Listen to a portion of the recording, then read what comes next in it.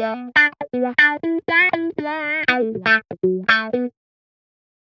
welcome to the IMACKS show. It is I, Max, host of the IMACKS show. We got two big Hollywood bombshells to talk about.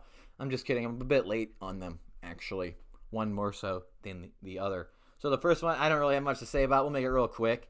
Quentin Tortelini sends Rosanna Arquette a letter in the mail like the nerd he is. He doesn't text, doesn't call, doesn't email, doesn't tweet, whatever.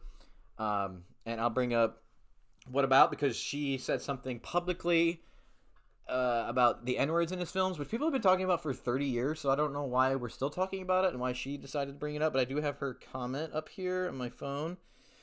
Let's see.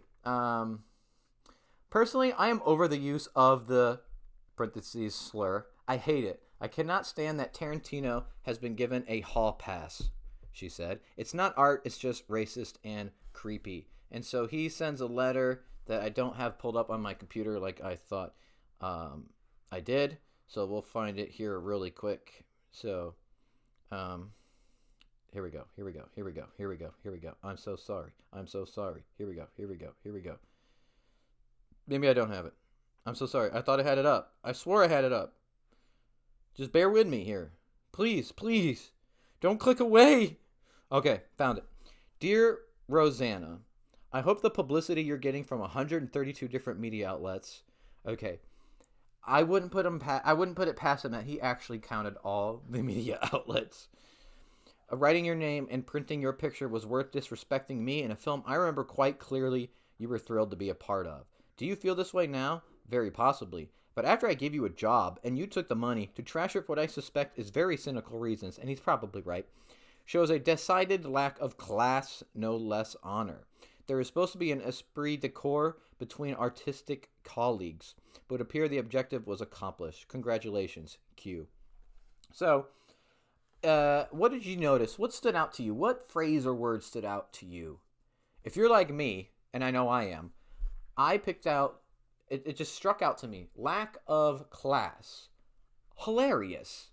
Coming from Quentin Tarantino. It's like a guy who runs a demolition derby talking crap about reckless driving or something. And to be fair, Tarantino I like. He's a great filmmaker, of course. Nothing more needs to be said. But he's no Shakespeare. He's not Ballet or the opera, which we'll get to. He does, in his defense, to his credit, he does take something like a gas station hot dog and turn it into like a Michelin star gourmet winning dish. You know? He takes all these trashy these trashy film tropes and stuff and makes them into something cool and hip and palatable and mainstream. So, and that's an accomplishment. But lack of class. Nothing says class like a Tarantino movie, right? Cheeseburger monologues. Class. Madonna song analyses. Class. Geysers of blood, fire hydrants of blood. Class, right? Hitler getting gunned in the face 420 times. Class. Come on. Guys getting shot in their wieners, their peeners, their weenies, whatever you want to call them. Class. And let's not forget everybody's favorite, the foot fetish. Nothing says class better than a foot fetish. Lovingly photographed feet more than you'd see at a podiatry convention or something. Yeah, I think that's all I really wanted to say. I just thought that was funny. That he would say, that he would utter the word class. And how hilarious that he does. What a freaking nerd. He sends a letter in the mail, which I'm assuming he hand wrote, but even if he didn't. It's 2026, man. Just call the phone.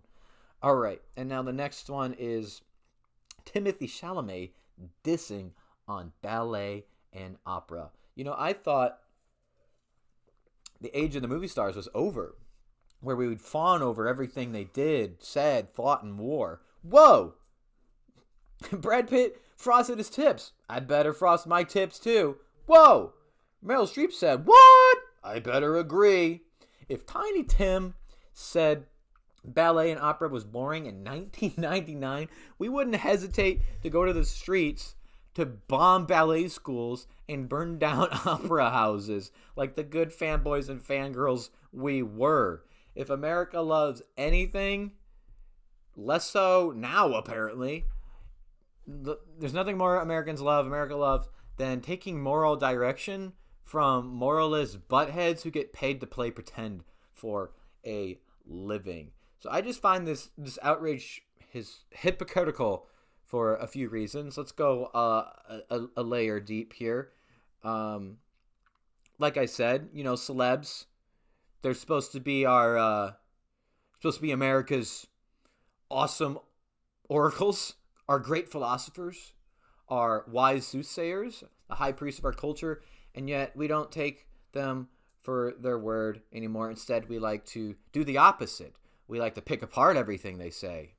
And how stupid. But anyway, what I wanted to get at was this next layer of hypocrisy is, I thought we were supposed to hate the rich. Hashtag eat the rich, hashtag kill the rich, hashtag tax the rich. Politicians go crazy about this, foaming at the mouth. We got lots of movies about this, including just a few this year, like, how to make a killing with Glenn Powell or whatever. You got No Other Choice, which I didn't see as that message, and I didn't see How to Make a Killing or whatever, so I don't know. Anyway, the idea is a lot of people are interpreting these movies as such, and a lot of these movies that are, without a doubt, about rich people do exist. But do you know who loves those art forms? You know what two art forms nobody loves more than the rich? Ballet and the opera. And if you really want to take down the rich, maybe don't take their money. Why don't you just take away what they spend their money on? Just an idea. Just a thought for you thinkers and activist doers out there. Right? Yeah, I mean, think about it. Tickets cost an arm. Training to be good at these fields costs a leg. Almost literally. And the people that attend these things, these bougie, elitist, pompous snobs, they sip champagne in the lobby that costs more than you and I make in a day while they're wearing tuxedos that cost more than our cars, And they look down at people like you and me, people who make less than $400,000 a year, which is quite a lot. Even $100 is pretty good, I think. They look down at us like we're disgusting, retarded lepers sleeping in their gated communities in medieval plague carts or something. It's ridiculous. So a French-American twink who weighs 120 pounds soaking wet called ballet and the opera boring. So what? All right, let's take it a little deeper. If you're up in arms about this, let me ask you one thing. When was the last time you went to the ballet or the opera? I don't mean when was the last time you defended it online, which was never until recently, until this popped up. But when's the last time you physically went to see a 4-hour plus show of gays leaping in leotards and Augustus Gloops bellowing while the orchestra is trying to fight a mental breakdown while sweating their balls and boobs off? When was the last time you paid an entry fee and got all dressed up and went to one of these things? In fact, can you name, how many ballets and operas can you name? And don't just name ones that movies were based on. How many ballet dancers can you name? Who's the most famous ballet dancer right now? Who's the most famous ballet choreographer of all time? Who's the best opera director of all time? Who's the best opera writer? I don't know. Best opera director living today. Working, living opera director today is considered the best. Who you think is the best? You don't know any of these people. You don't know a single name. You can't even make up a name. I guess you could just make up an Italian name. But I digress. And let's go one more layer, maybe two, into this. So, Timbo Charlamagne Ding Dong says ballet and opera are boring. Again, hypocrisy. Do you not think there's a single art form you find boring? You love every single art form. You're hooked and you consume all of it. You love thinking about it. You love engaging in it. You love talking about every single art form. No, I don't like crochet. I don't like knitting. I don't really care for a lot of painting is I like the idea of painting, but I really have never found a work of art or an artist that really speaks to me. I take that back. That's not true. But the crocheting and the knitting, yeah, come on. Just die already. The only people doing that are old. Just die already. So you don't have any art forms. But why can't he have one that he just doesn't appeal to him? Who cares? What's the big deal? You know? All right. And then lastly, everybody like they're acting like he's putting a nail. I know they're saying it's not dying. And it probably isn't. I bet you it makes billions of dollars every year. I don't know. I'm not basing it on anything. But I'm sure it's thriving. And like I said, it's just these people we don't engage with, these rich folks that are, going to these things, talking about these things. Us plebes, we don't really do it. But it's not. He's not going to kill it. Ballet and opera are over 500 years old. They have survived the Black Plague, revolutions,